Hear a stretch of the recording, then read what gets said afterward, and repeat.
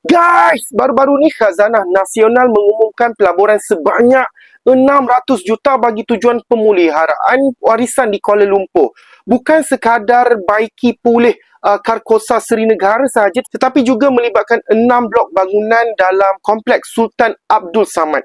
Sekilas dengar ia kedengaran seperti satu usaha murni menghidupkan semula warisan dan budaya ibu kota. Namun persoalan besar yang bermain di fikiran ramai adalah apakah ini keutamaan sebenar negara di saat ini?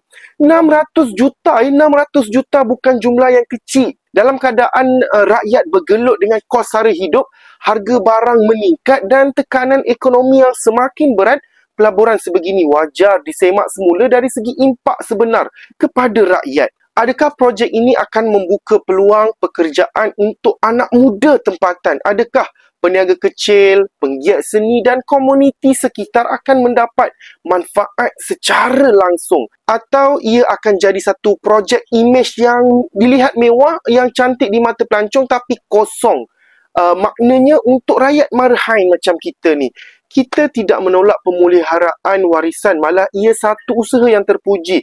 Tetapi nilai sebuah warisan bukan hanya pada bangunannya, tetapi terletak pada sejauh mana ia menghidupkan jiwa rakyat. Jika hasilnya akhirnya memberi manfaat kepada segelintir elit dan korporat besar saja, maka ia bukan pemuliharaan warisan, tetapi pembaziran yang berlapik dengan seni. Pemuliharaan yang sejati ialah apabila sejarah dijaga, budaya dihormati dan rakyat turut menikmati hasilnya. Itulah warisan sebenar yang patut kita bina.